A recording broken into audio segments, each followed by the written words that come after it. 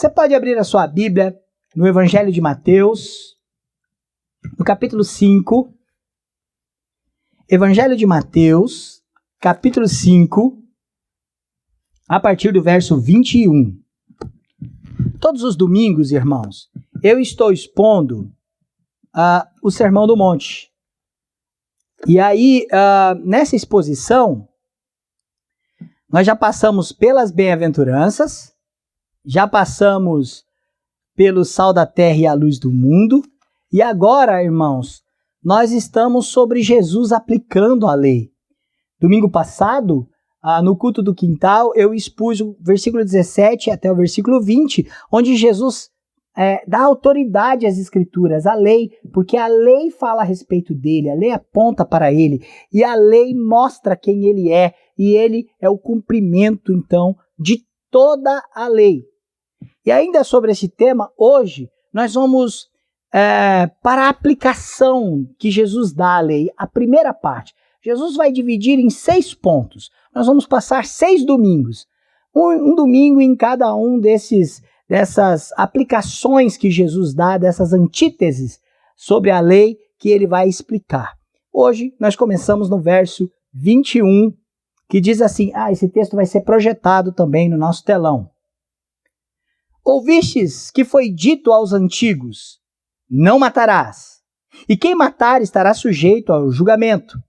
Eu, porém, vos digo, que todo aquele que sem motivo se irá contra seu irmão estará sujeito a julgamento.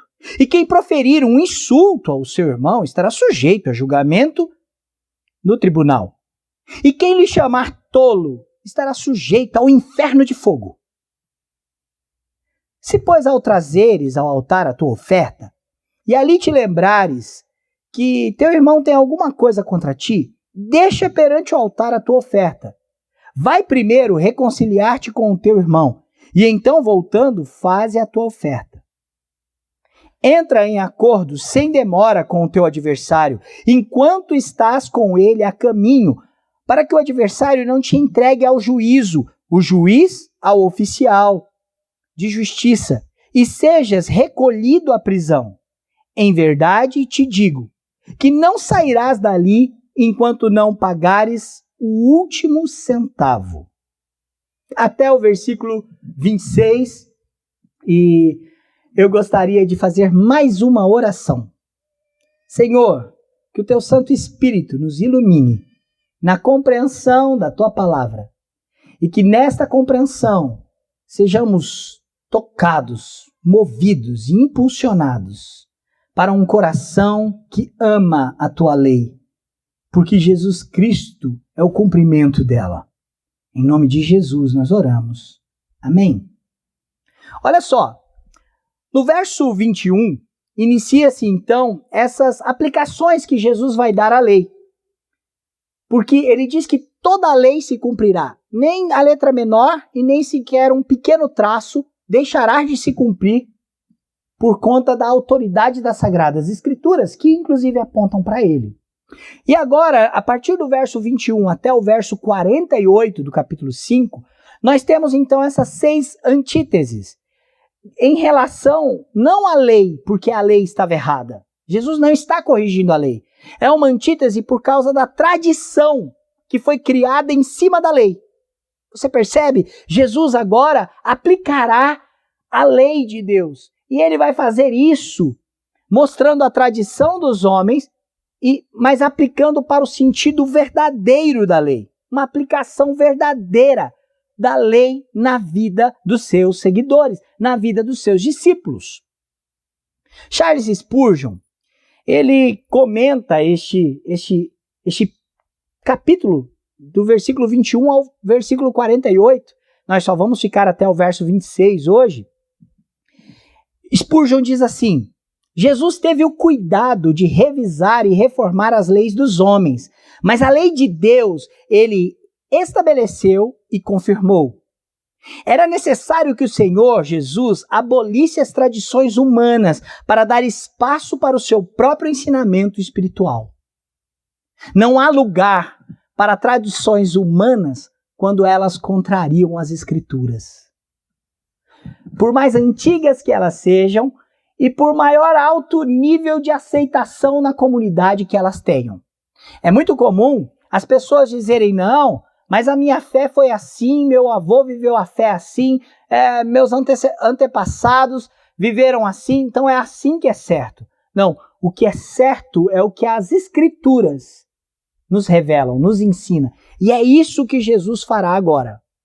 Por isso, irmãos, eu separei, então, 4 princípios para nós olharmos nessa perícope aqui.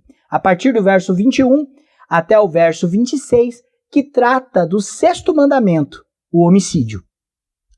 O texto bíblico diz assim: ouvistes que foi dito aos antigos. Primeira lição: a autoridade que ensina e revela o pecado do coração. Cristo vai apontar para a autoridade das Escrituras e o seu ensino mostrará autoridade. Mas que vai revelar o pecado do coração que está no 6º mandamento: não matarás. A tradição começa com a afirmação correta do mandamento. Jesus repete o ensinamento dos antigos, dizendo: ouviste o que foi dito aos antigos, não matarás. Mas há então uma aplicação, há um termo utilizado para este ensino. Os antigos disseram isso porque eles transmitiram e ensinaram a lei na tradição oral, na interpretação pessoal. Então eles colocaram acréscimos a essa lei, na sua interpretação particular. Você percebe que Jesus não está citando a lei de Moisés. Ele quer fazer a referência à tradição dos homens, à tradição dos fariseus e dos escribas, dos doutores da lei. Porque senão Jesus, como em outros textos, ele diria, como disse Moisés, como deixou o servo Moisés. Não, ele faz menção ao que foi dito, tradição oral, de ensino, de interpretação religiosa. Então ele diz o 6º mandamento: não matarás. Êxodo capítulo 20, versículo 13, você vai encontrar este mandamento. Pois bem, o que falavam os antigos e aos antigos pela tradição não estava errado. Não matarás. É assim que é o mandamento. Mas se você procurar em Êxodo capítulo 20, versículo 13, e em Deuteronômio capítulo 5, versículo 17, que é a repetição dos 10 mandamentos, você não encontrará essa adição que tem no versículo 21. E quem matar estará sujeito a julgamento. Este julgamento é uma adição para pena de morte. Veja bem, não está errado, porque em outros textos de Gênesis e também da própria lei, era claro que o assassino, aquele que era homicida, ele era punido com a morte segundo a lei. Mas veja bem que o caráter empregado pela tradição dos judeus aponta apenas para um código penal. Reduz a lei de Deus a apenas um código penal. Não aponta para a raiz do problema do homicídio. Não aponta para o motivo pelo qual o homicídio acontece. Apenas aponta a lei e as consequências dessa lei. E quando nós reduzimos a lei de Deus a um código penal, nós estamos reduzindo o princípio que nos ensina. E aí eu quero voltar para Charles Spurgeon, o príncipe dos pregadores, quando ele diz: limitar um mandamento sequer é semelhante a anulá-lo.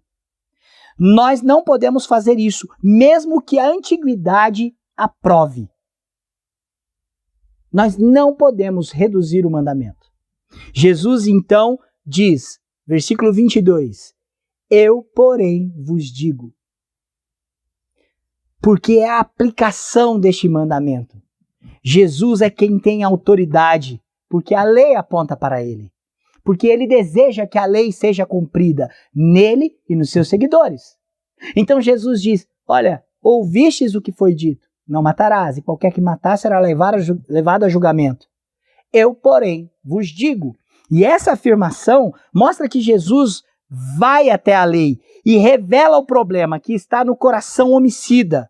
Ele assumiu com autoridade o ensino da lei. Por que que o homicídio acontece? Ele acontece no coração do homem. Olha, Mateus capítulo 15, verso 19, Jesus também estará tendo um conflito com os fariseus e os escribas. E ele diz assim: porque do coração do homem procede maus desígnios, homicídios, adultério, prostituição, furtos, falsos testemunhos, blasfêmias. Agora em que Jesus vai dizer, eu porém vos digo, ele vai apresentar de onde sai o problema. E lá na frente ele diz que homicídio sai do coração. O Dr. Carson, no comentário dele do Evangelho de Mateus, ele diz, Jesus em todos os casos contrasta a compreensão errônea da lei por parte das pessoas com a verdadeira direção em que a lei aponta. De acordo com a sua autoridade como cumpridor da lei, ele não faz nenhuma tentativa de cercar a lei, mas declara sem ambiguidade a verdadeira direção para a qual ela aponta. E o problema do pecado está no coração do homem. Eu vos digo, e agora vem a segunda lição. Jesus olhando para o nosso coração. Olha o que ele diz no verso 22. Eu, porém, vos digo que todo aquele que sem motivo se irá contra o seu irmão estará sujeito a julgamento. E quem proferir um insulto ao seu irmão estará sujeito a julgamento do tribunal. E quem lhe chamar tolo estará sujeito ao inferno de fogo. Que dura essas palavras de Jesus. Mas essa é uma aplicação muito interessante. A segunda lição é que a raiva pecaminosa, ela mata a reputação do próximo.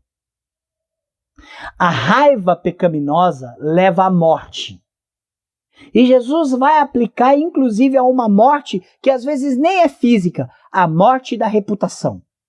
Presta atenção na origem do homicídio. Jesus está dizendo que todo aquele que sem motivo se irá contra o seu irmão. A palavra no grego para irar aqui é a palavra cólera. Ou seja, alguém que fique colerizado, fica extremamente fora de si contra o seu irmão. Não é uma ira justa, porque o texto deixa claro que é uma ira sem motivo. Não é uma ira por conta da injustiça. Não é uma ira santa como a de Deus por causa do pecado. É uma ira sem motivo. E aí ele usa essa expressão para dizer que estas pessoas já estão matando o seu próximo no coração, porque elas estão iradas contra o seu irmão. Ele diz, ouvistes o que foi dito, eu vos digo, que qualquer que se irá sem motivo, se irá contra o seu irmão, será julgado. Olha, Efésios 4, 26, o apóstolo Paulo diz assim, irai-vos e não pequeis. É possível a ira sem pecado.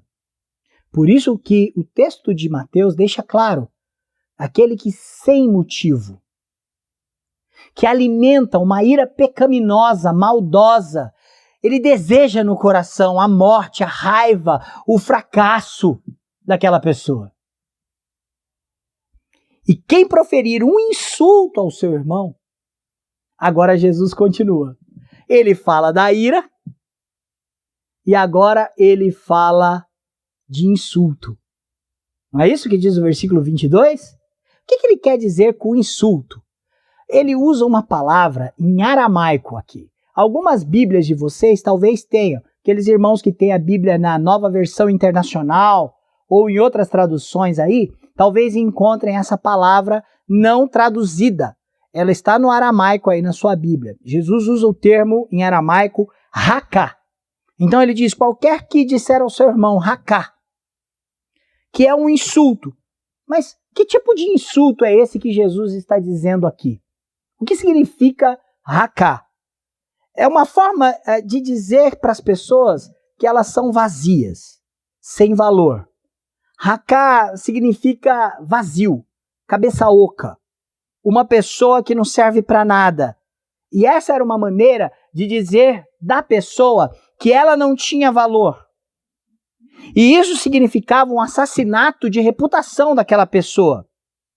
Era o cancelamento. Hoje existe nas redes sociais o cancelamento.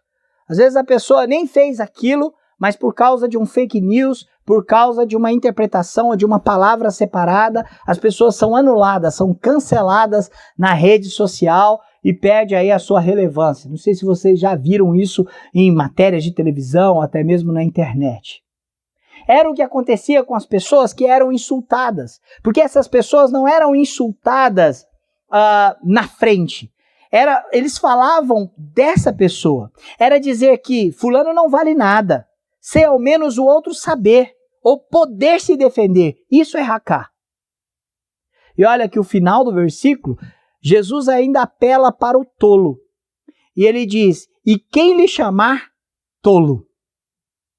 Você percebe que há um cuidado diante do próximo? Há um cuidado com a pessoa que está ao nosso lado?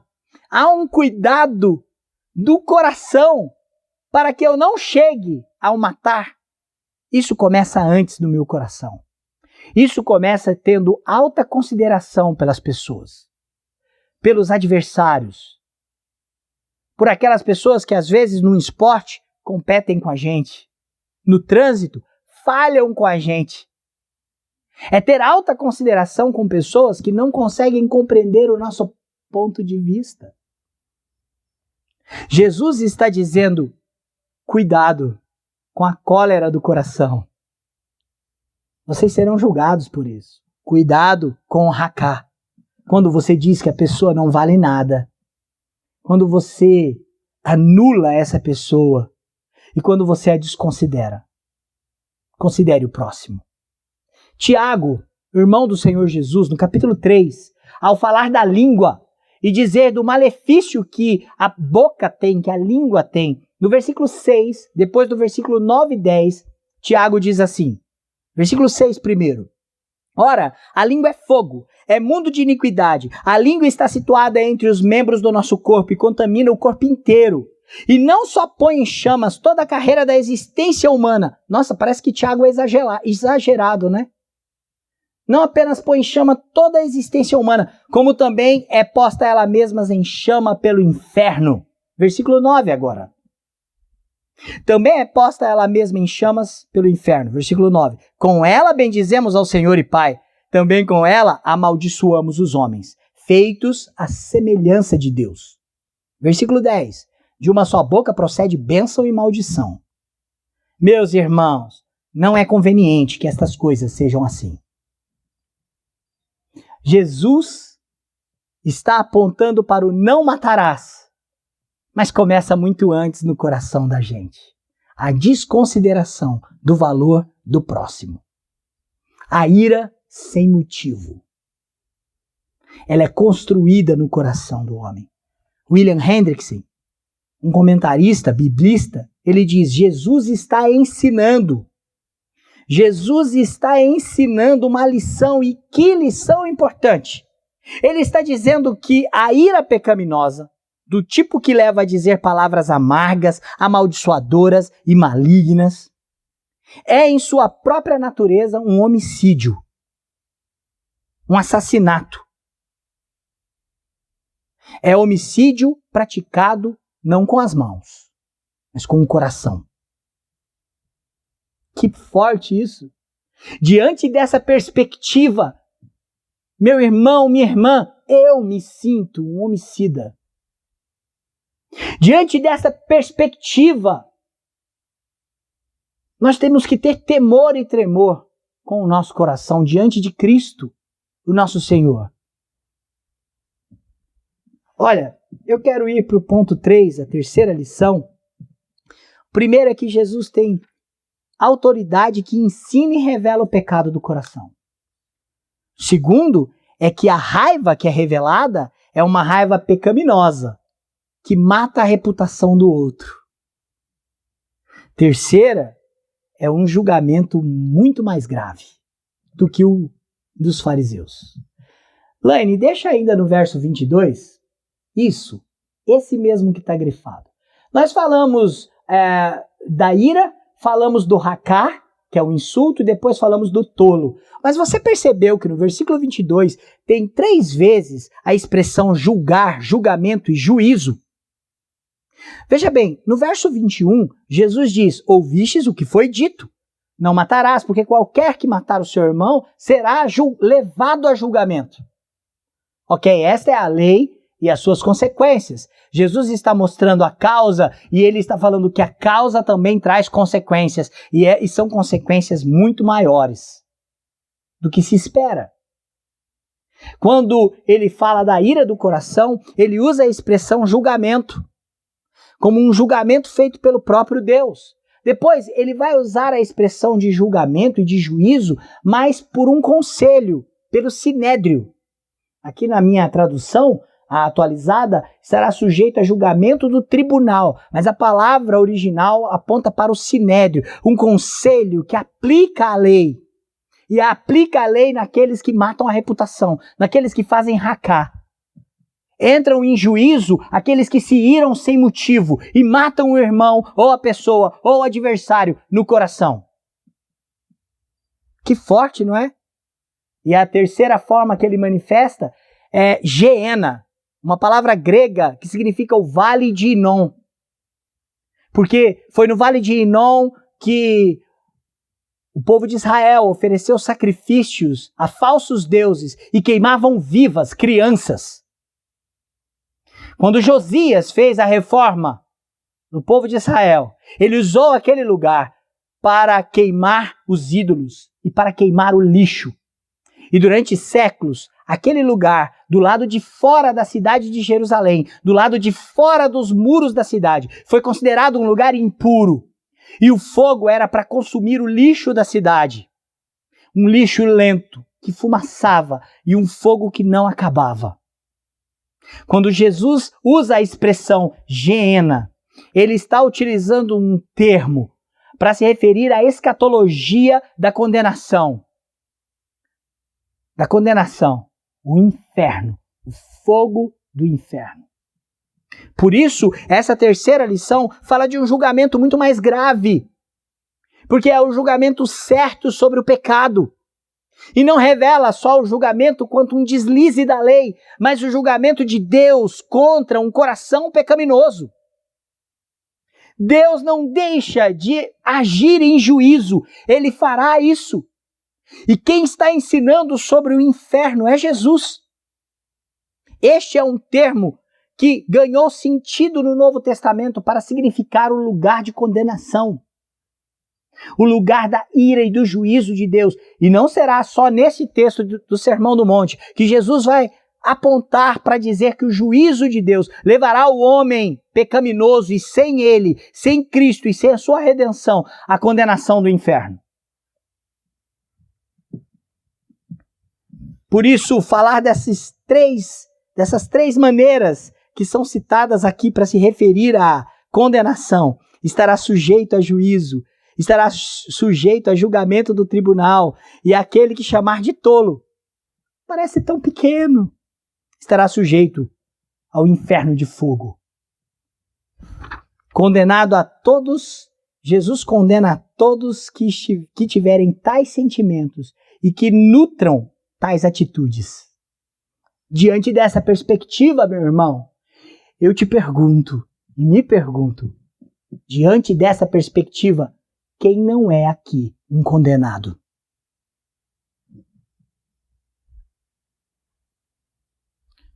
Por isso eu quero chamar a sua atenção para Jesus. Porque Jesus sofrerá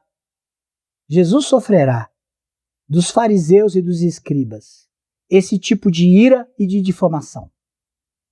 Eles desejarão matar Jesus, sem motivo. Eles falarão coisas a respeito de Jesus que não são verdades e pecarão contra Jesus com um racá. Eles chamarão Jesus de louco, tolo e mais. Por fim, eles matarão Jesus. Mas Jesus não irá para o inferno. ele não estará no estado de condenação. Ele assume o nosso lugar de condenação. Ele assume o nosso lugar na culpa. Ele resolve o problema da nossa condenação, assumindo o nosso lugar de morte. E para quê? Para vencer a sentença da morte e do juízo de Deus contra o pecado do nosso coração. Colossenses 2,14 diz: tendo cancelado o escrito de dívida que era contra nós e que constava de ordenanças, a qual nos era prejudicial, removeu inteiramente, encravando na cruz. Jesus cancelou o escrito de dívida que era contra nós. Ele mesmo sofreu da mão dos homens religiosos o racá, a ira sem motivo. Ele viu-se quebrar o mandamento do Senhor para condená-lo, mas na condenação dele, ele venceu a morte, porque a morte não poderia detê-lo. Ele cumpriu toda a lei, não havia morte para ele. Ah, meu irmão, por isso vem o quarto lugar aqui desta lição: reconciliação urgente. Jesus não está contando essa história só para dizer que nós precisamos ser bonzinhos com os próximos. Jesus está contando isso e ensinando isso para os discípulos porque isso faz parte do processo didático dele. E agora, a partir do verso 23 até o verso de número 26, Jesus vai dar dois exemplos práticos de reconciliação urgente. E ele vai mostrar nos dois exemplos que ele dá a urgência. Isso precisa ser feito rápido. Reconciliação é algo necessário para evitar com que eu quebre o mandamento. Para evitar com que eu mate no coração e efetivamente. Vamos começar por este exemplo, o primeiro exemplo. O exemplo 1, do versículo 23 ao 24. Reconciliação como princípio de adoração, reconciliação como princípio de culto, reconciliação como princípio de oferta. Eu vou ler para vocês, versos 23 e 24. Se, pois, ao trazeres ao altar a tua oferta, ali te lembrares que o teu irmão tem alguma coisa contra ti, deixa perante o altar a tua oferta, vai primeiro, reconcilie-te com o teu irmão e então, voltando, faz a tua oferta. Eu quero destacar algumas coisas. Trazer a oferta no altar não é a ideia de trazer um dízimo, tá? Uma quantia de dinheiro. Está se referindo a sacrifício, a oferta que se levava no templo para o sacrifício a Deus, para o culto a Deus. Então, Jesus está falando de serviço litúrgico. Jesus está falando de culto e de adoração aqui. Então, se você foi adorar, se você foi cultuar e chegou lá para fazer isso, você lembrou que tem um irmão que tem uma demanda contra você. É essa a situação. A adoração e a reconciliação andam juntas. Eu vou repetir. A adoração e a reconciliação andam juntas. Se você adora a Deus num culto, você adora a Deus num culto porque você foi reconciliado com Cristo.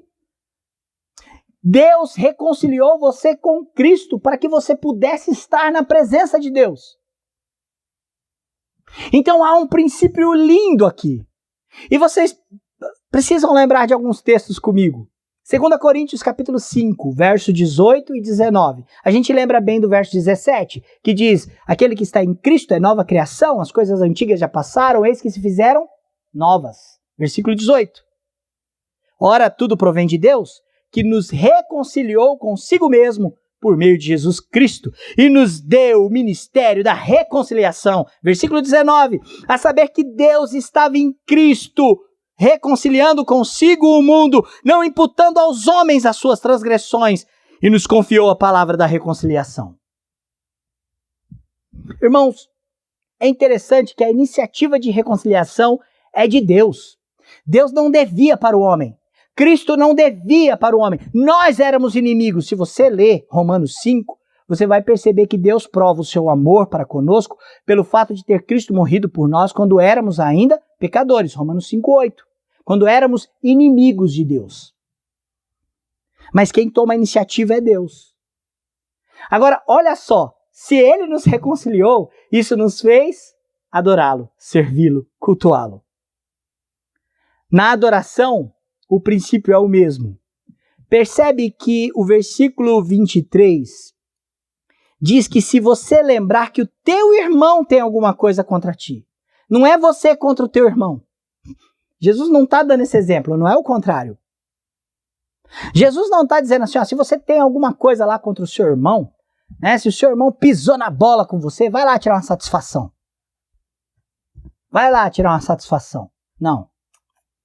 Se você sabe que o seu irmão tem alguma coisa contra você, ele está magoado com você, ele está triste com você, ou ele está enganado a seu respeito, que seja, vai, deixa o teu culto aqui. Procura o teu irmão. Isso é prioridade. Porque foi assim que Deus fez conosco. Olha, Romanos 5, versículo 9 e 11. Logo, muito mais agora, sendo justificados pelo seu sangue, seremos por ele, Jesus Cristo, salvos da ira. Versículo 10. Porque se nós, quando inimigos, fomos reconciliados com Deus mediante a morte do seu Filho, muito mais, já estando reconciliados, seremos salvos pela sua vida. E não apenas isso, mas também nos gloriamos em Deus, por nosso Senhor Jesus Cristo, por intermédio de quem recebemos agora a reconciliação. Se nós adoramos, é porque fomos reconciliados. E se fomos reconciliados, precisamos lembrar disso na adoração, em favor do nosso próximo. Este é o caminho para evitar o pecado do coração, de quebrar o 6º mandamento em relação ao próximo. A expressão lembrares que teu irmão tem alguma coisa contra ti, não é o contrário. Não é contra alguém, mas outra pessoa contra ele. A prerrogativa, a iniciativa da reconciliação deve ser nossa, como foi de Deus. Nós temos o exemplo. Por isso, Paulo, em Romanos 12, versículo 18, diz, se possível, quando depender de vós, tende paz com todos os homens. Não diz quando depender do outro. Se possível, quando depender dos outros, tende paz com todos. Não, é quando depender de vós. E é interessante porque o versículo 19 diz assim, de Romanos 12, não vos vingueis a vós mesmos. Não vos vingueis a vós mesmos, amados, mas dai lugar à ira, porque está escrito, a mim me pertence a vingança. Eu é que retribuirei, diz o Senhor. Pelo contrário, se o teu inimigo tiver fome, dá-lhe de comer. Se tiver sede, dá-lhe de beber. Porque fazendo isso, amontoarás brasas vivas sobre a sua cabeça. Não te deixes vencer do mal, mas vence o mal com o bem. Isso não é mitologia. Porque voltando da reconciliação, quando eu me reconcilio, eu então ofereço o culto. Veja bem, o culto não é para ser abandonado. Muitas pessoas olham para esse texto e dizem, o irmão lá tem um problema comigo, rapaz. Meu irmão lá acha que eu falei algo dele que eu não falei, o irmão acha que eu tinha que pagar para ele o que eu não tenho que pagar, e aí eu não posso oferecer culto, adoração ao Senhor. E aí ele não volta para a casa do Senhor, ele não volta a servir ao Senhor, ele não volta a ofertar a sua vida como culto a Deus por causa disso, por causa do outro. Se o outro, se a demanda com o outro, se a falta de reconciliação com outra pessoa, ainda que você esteja certo, te afasta do altar do Senhor, algo errado está no teu coração. A admoestação é, reconcilie. Reconcilie. Urgentemente. Não deixe a adoração para trás. Não deixe a comunhão com Deus por falta de reconciliação com os homens. E aí, meu irmão e minha irmã, vem o segundo exemplo, que está no versículo 24, 25 e 26, que são os últimos versículos da perícope. Os versos 25 e 26 diz assim, entre em acordo sem demora com o teu adversário enquanto estás com ele a caminho, para que o adversário não te entregue ao juiz, o juiz ao oficial de justiça, e seja recolhido na prisão. Em verdade te digo que não sairás dali enquanto não pagares até o último centavo. Bom, o segundo exemplo é de uma reconciliação rápida e pacífica. A reconciliação não pode ser demorada. Aproveite as oportunidades. É isso que Jesus está dizendo. Reconcilia-te com o teu irmão enquanto você está no caminho. Você lembra que eu li Efésios 4:26, que Paulo diz, irai-vos e não pequeis? Eu não li o versículo todo. O versículo todo diz, não deixai o sol se pôr sobre a vossa ira. Não deixem o sol se pôr sobre a vossa ira. Por isso, Jesus diz, entra em acordo sem demora, enquanto vocês estão andando juntos. A ideia de estar no caminho é, enquanto você está próximo, enquanto a oportunidade está ali, não deixa passar o tempo, não perca tempo, não deixa isso dormir, não deixa isso virar uma bola de neve. Jesus não está falando de bola de neve, eu que estou explicando. Mas você entende como nós temos palavras já prontas para fazer o que nós fazemos? Nós temos a mania de procrastinar. E eu gosto dessa palavra, porque muitas vezes eu me sinto um procrastinador. Eu deixo para depois conversas difíceis. Eu deixo para depois confrontos. Muitas vezes eu deixo para depois demandas que são desconfortáveis. Mas Jesus está dizendo que é um ato de amor e de cuidado, de resolver no caminho e pacificamente. Por que pacificamente? Porque o texto fala, olha, para que o teu adversário não te entregue ao juiz e o juiz ao oficial de justiça e você então vá parar no xilindró. A ideia é de urgência em resolver as coisas, mesmo que elas pareçam difíceis. E fazer isso de uma maneira pacífica, que não envolva uma justiça alheia ou uma justiça externa, mas que a gente chegue num acordo. Mas nós temos dificuldade de fazer isso no casamento. Então nós procrastinamos. E aí quando esse assunto vem, ele vem para estourar com a boca do balão, para magoar. E eu gostaria de dizer, irmãos, que as minhas palavras nunca feriram a minha esposa. Eu gostaria de dizer que eu nunca matei a reputação dos meus amigos. Eu gostaria de dizer que eu nunca quebrei o 6º mandamento. Porque na perspectiva de Jesus eu o fiz.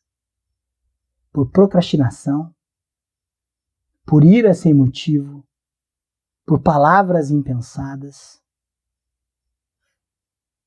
Gálatas 6:10. Por isso, enquanto tivermos oportunidades, façamos o bem a todos, mas principalmente aos da família da fé. Evite o juízo. Seja pacífico. Evite a prisão, evite o juiz, evite a demanda fora do tribunal. Lucas, o texto correlato de Lucas, no capítulo 12, verso 58 do Evangelho de Lucas, o texto correlato é o texto semelhante a esse. Lucas diz assim, quando fores com o teu adversário ao magistrado, esforça-te para te livrares desse adversário no caminho. Tenta resolver antes.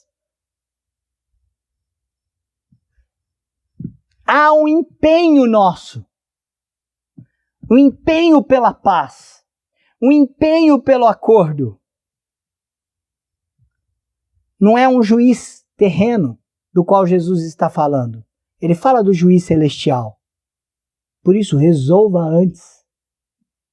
Em outras palavras, ele não fala de uma prisão terrena.